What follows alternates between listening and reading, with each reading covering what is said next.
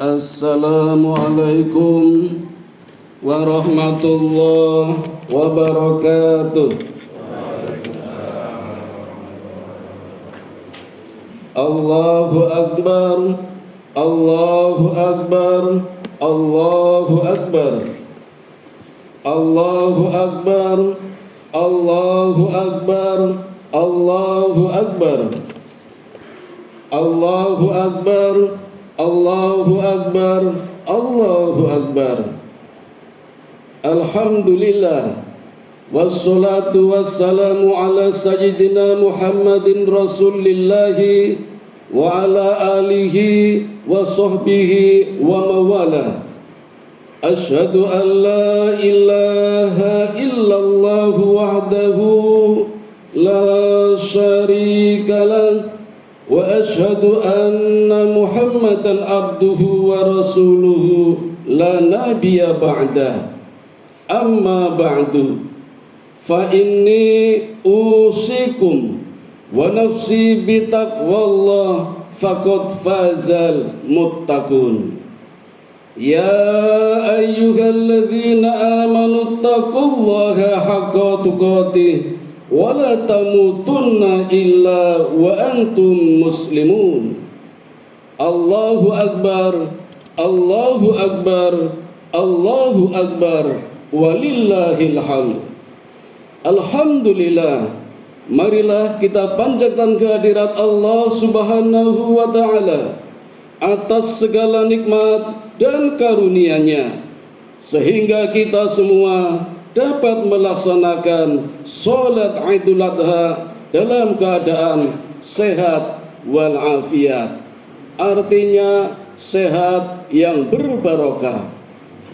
Apakah ada sehat yang tidak berbarokah? Banyak, yaitu orang yang sehat badannya tetapi justru digunakan untuk bermaksiat. Naudzubillah min dzalik. Pagi ini kita menggunakan kesehatan kita untuk beribadah sholat Idul Adha dan dengan segala rangkaiannya. Ma'asyiral muslimin wal muslimat rahimakumullah, ada 3 macam nikmat yang apabila ketiga macam nikmat tersebut bertemu secara bersamaan, hidup ini menjadi semakin sempurna, yaitu nikmat iman, nikmat kesehatan, dan nikmat kesempatan. Tidak semua orang mendapatkan ketiga nikmat tersebut. Alhamdulillah, kita di sini mendapatkannya. Karena hanya dengan ketiga nikmat itulah kita bisa berkumpul di sini dengan tetap berpegang teguh kepada kalimat tauhid la ilaha illallah Muhammadur Rasulullah. Maka dari itu kita harus lebih meningkatkan rasa syukur kita kepada Allah Subhanahu wa ta'ala, yaitu dengan menambah ketakwaan kita kepadanya yang kita wujudkan dengan terus berusaha untuk senantiasa menjalankan segala perintahnya dan menjauhi segala larangannya. Ma'asyiral muslimin rahimakumullah, dalam perjalanan hidup manusia tentu dituntut adanya semangat pengorbanan. Tanpa semangat itu mustahil keberhasilan atau kesuksesan akan diraih. Salah satu contoh pengorbanan yang luar biasa telah dilakukan oleh sosok Nabiullah Ibrahim alaihi salatu wassalam bersama keluarganya Sayyidah Hajar dan Ismail alaihi salam. Kisah Nabi Ibrahim syarat akan pesan-pesan moral. Ibrahim adalah simbol bagi manusia yang rela mengorbankan apa saja untuk memperoleh ridha Allah Subhanahu wa ta'ala.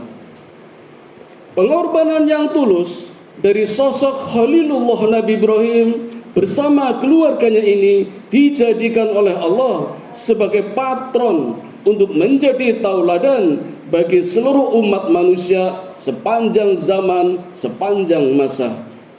Hal ini diakui dan dinyatakan sendiri oleh Allah dalam sebuah firman-Nya. A'udzu billahi minasyaitonir rajim. Qad kanat lakum uswatun hasanah fi Ibrahim walladzina ma'ahu id qalu liqaumihim inna bura'a'u minkum wa mimma ta'buduna min dunillah kafarna bikum wa bada bainana wa bainakumul adawatu wal baghdha'u abada hatta tu'minu billahi wahdahu illa qawla Ibrahim li abihi la astaghfiranna laka wa ma amliku laka minallahi min syai' rabbana 'alaika wa tawakkalna wa ilaika abna wa ilaikal masir.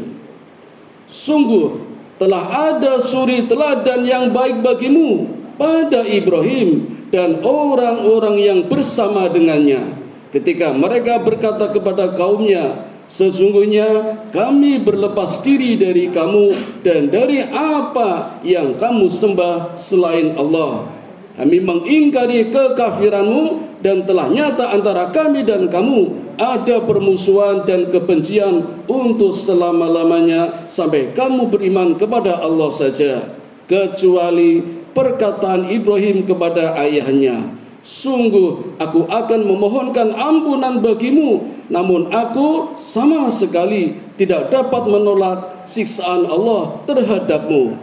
Ibrahim berkata, ya Tuhan kami, hanya kepada Engkau kami bertawakal dan hanya kepada Engkau kami bertaubat dan hanya kepada Engkau lah kami kembali. Quran surat Al-Mumtahanah ayat 4. Semangat tulus berkurban yang dicontohkan oleh Nabi Ibrahim yaitu ketika ia diperintahkan untuk menyembelih putranya bernama Ismail. Padahal Ismail itu dianugerahkan oleh Allah kepada Nabi Ibrahim ketika ia telah mencapai usia lanjut, yaitu 80 tahun, dan telah lama sekali mendambakan keturunan. Namun demi memperoleh ridho Allah dan mendapatkan kebahagiaan yang hakiki, seorang ayah dan anak itu tunduk dan patuh kepada Allah. Begitulah tentang kisah seorang ayah dan anak yang amat mengharukan, yang tentunya dapat dijadikan tauladan bagi umat manusia tentang bagaimana menaati perintah Allah demi memperoleh ridhonya. Memang biasanya manusia akan diuji dengan apa yang paling ia cintai dalam hidupnya. Jika bukan karena iman yang tangguh yang dimiliki oleh Ibrahim dan Ismail, maka tentu sangat sulit nurani Ibrahim sebagai seorang ayah mengorbankan putra tercintanya. Begitupun Ismail tidak bersedia mempertaruhkan nyawanya. Namun karena ini adalah perintah Allah dan mereka ingin mendapatkan ridhonya, maka perintah tersebut dilaksanakannya. Allahu Akbar, Allahu Akbar, Allahu Akbar, walillahil hamd. Ma'asyiral muslimin rahimakumullah. Makna kurban berasal dari bahasa Arab, dari akar kata qoroba yaqrobu kurban, yang artinya dekat atau pendekatan. Maka melakukan kurban adalah melakukan sesuatu yang mendekatkan diri kepada Allah Subhanahu wa ta'ala, yakni mendekatkan diri kepada tujuan hidup untuk mencapai mardhatillah. Ahli syariati mengatakan di dalam bukunya yang berjudul Ad-Hajj bahwa Ismail adalah sekedar simbol dari segala yang dimiliki dan dicintai manusia dalam hidup ini. Ismailnya Nabi Ibrahim adalah seorang putranya sendiri, dan setiap orang memiliki Ismail yang identik dengan harta, jabatan, dan materi yang berlimpah. Kecintaan kepada Ismail itulah yang kerap membuat iman seseorang goyah atau lemah untuk mendengar dan melaksanakan perintah Allah. Kecintaan kepada anak yang berlebihan juga akan membuat seseorang menjadi egois, mementingkan diri sendiri dan serakah, tidak mengenal batas kemanusiaan. Secara etimologi, Kurban juga berarti kurban. Kurban pakai kof juga berarti kurban pakai ka, yang artinya darah yang memuncrat. Artinya apa? Kita sebagai seorang muslim harus melihat, menyaksikan darah yang muncrat.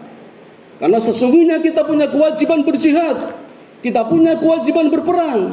Tetapi karena kita tidak berjihad, kita tidak berperang, maka amalan penggantinya adalah memuncratkan darah. Di antaranya dengan menjadi sahibul kurban.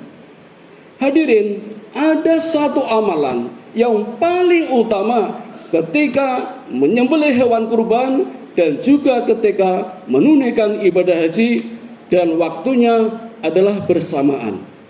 Apa amalannya?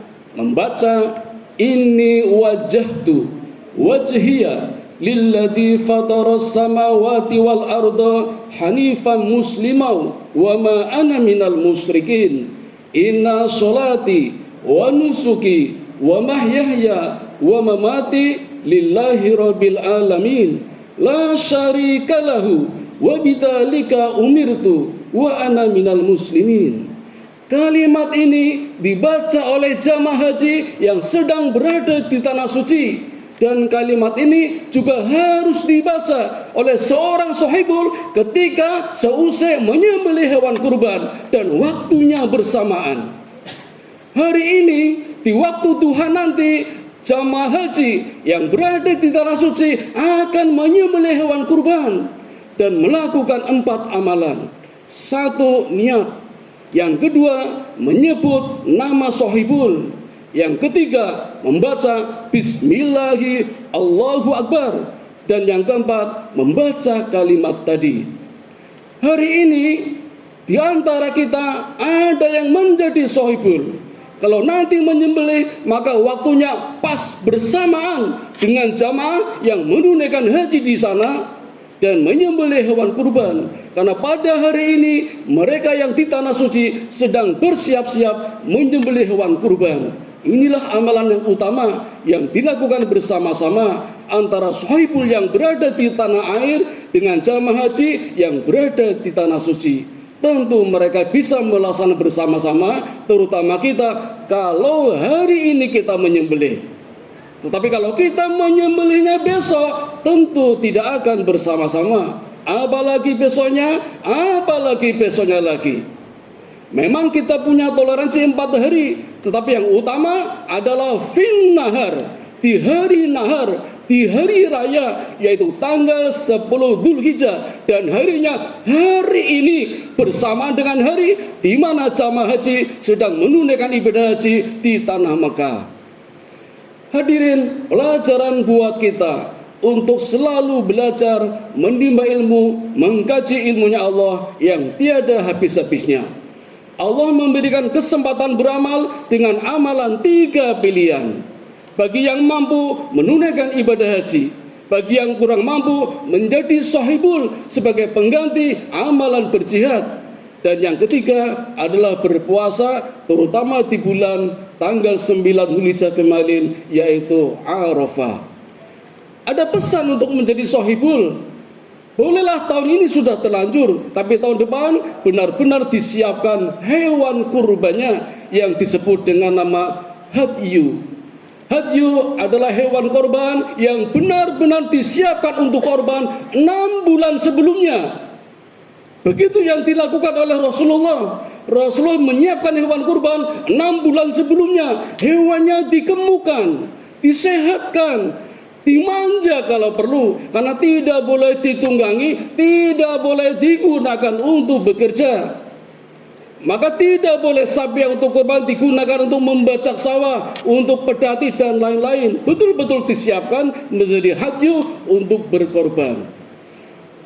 Tetapi hari ini masih banyak di antara kita yang paginya menyembelih, sore masih mencari hewan kurban, masih cari yang kurus, bahkan masih tawar-menawar. Naudzubillah min dzalik. Ini perlu persiapan pelajaran buat kita ke depan. Kurban kita menjadi lebih baik, mencari ridha Allah, bukan masih berharap. Kita kadang masih berharap. Sapi iuran 7 orang. Ada juga yang masih pesan, saya minta dagingnya, saya minta hatinya, saya minta torpedonya, bahkan ada yang minta kepalanya. Naudzubillah min dzalik. Satu sapi, satu kepala, ada yang diminta. Ya kalau yang 6 ikhlas, bagaimana kalau tidak ikhlas? Padahal iurannya 3.600.000, kalau sepertiganya 1.200.000. Kepala sapi buat tengkleng itu sudah 750.000 sendiri. Maka bagiannya mestinya berkurang, tinggal selisihnya antara 1.200.000 dengan 750.000. Sebegitunya saja, sesungguhnya itu masih perhitungan yang diajarkan oleh Nabi kepada kita tanpa perhitungan. Sebagaimana Nabi Ibrahim ketika menyembelih Ismail, keduanya sudah pasrah. Ismail sudah diikat dengan kencang, Ibrahim sudah mengayunkan pedangnya. Ikhlas. Maka bagi kita sahibul mestinya ikhlas. Kalaupun tidak menerima sepertiganya, tidak ada masalah. Kalau panitia pun lupa, tidak ada masalah, karena ikhlas. Apalagi kalau kita meniru Rasulullah yang sangat luar biasa, tentu kita tidak bisa menirunya. Karena Rasulullah setiap kurban jumlah hewannya sesuai dengan umurnya. Di Rasul usia 63 tahun, Rasulullah menyembelih dengan tangannya sendiri 63 onta. Bukan satu onta dibagi 10. Rasul juga pernah menyembelih seekor sapi untuk istrinya Aisyah, menyembelih sapi untuk Saudah, menyembelih sapi untuk Zainab. Satu masing-masing, bukan satu dibagi 7.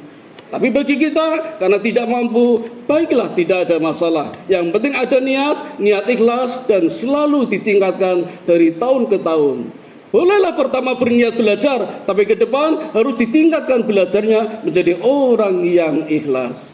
Hadirin yang dirahmati Allah, pelajaran yang sangat berharga adalah dengan melihat keteladanan pengorbanan yang telah ditunjukkan oleh Nabi Ibrahim. Apapun yang kita cintai, jangan sampai membuat kita lupa akan tujuan hidup yang hakiki, yaitu memperoleh ridho Allah. Karena dalam ridhonya lah kita akan memperoleh kebahagiaan sejati. Semoga Allah menjadikan kita termasuk hamba-hambanya yang selalu tunduk patuh dalam menjalankan syariat dan tuntunannya.